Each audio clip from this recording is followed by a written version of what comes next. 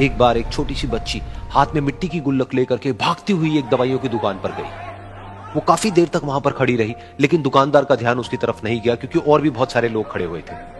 उसने दुकानदार को कई बार बुलाया, लेकिन वहां पर भीड़ इतनी थी कि दुकानदार का ध्यान उसकी तरफ गया ही नहीं। और फिर उस बच्ची को थोड़ा सा गुस्सा आया तो उसने अपनी मिट्टी की गुल्लक लेकर के वहीं काउंटर पर जोर से रख दी, जिसके बाद में जो दुकानदार था और जितने भी लोग खड़े थे वो सब उस बच्ची की तरफ देखने लग गए। और फिर उस दुकानदार ने उस बच्ची से पूछा, बेटे आपको क्या चाहिए? तो वो बड़े ही भोलेपन से बोली कि मुझे एक चमत्कार चाहिए।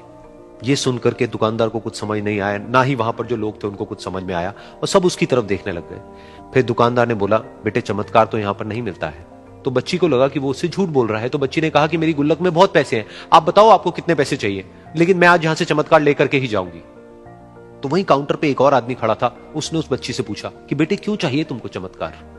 तब उस बच्ची ने अपनी कहानी बताई कि अभी कुछ दिन पहले मेरे भाई के सर में बहुत तेज दर्द हुआ, तो मेरे पापा मम्मी उसको हॉस्पिटल ले गए। उसके बाद कई दिन तक मेरा भाई घर नहीं आया।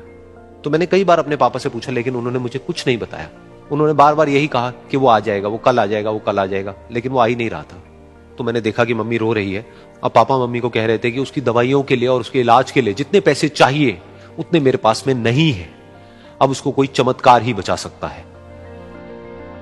तब मुझे लगा कि अगर मेरे पापा के पास में इतने पैसे नहीं भी हैं तो क्या हुआ, मेरे पास में तो है। तो मैंने जितने भी पैसे जोड़ रखे हैं वो सारे लेकर के मैं इस दवाई की दुकान पर आई। फिर उस आदमी ने उस बच्ची से पूछा, कितने पैसे हैं तुम्हारे पास में? ये सुनते ही उस बच्ची ने अपनी गुल्लक उठाई, जमीन पर फेंकी और तोड़ दी और पैसे गिनने लग गई।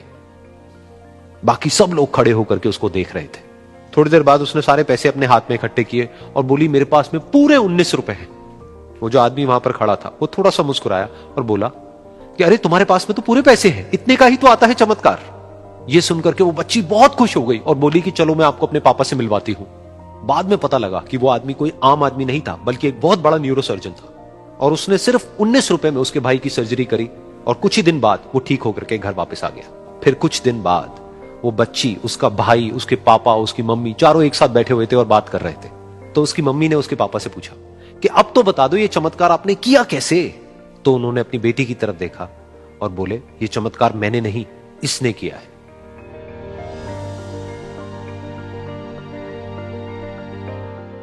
तो यहां पर एक बहुत बड़ी बात है जो हम उस छोटी सी बच्ची से सीख सकते हैं कि जिंदगी में कभी कभी ऐसा होता है कि हमको कोई रास्ता नजर नहीं आ रहा होता है और हम लोग हिम्मत हार जाते हैं। तब हमारे अंदर एक बच्चा होता है जो कोशिश करने से कभी भी पीछे नहीं हटता है। वो हार मानने को तैयार नहीं होता है क्योंकि उसको ना शब्द समझ नहीं आता है।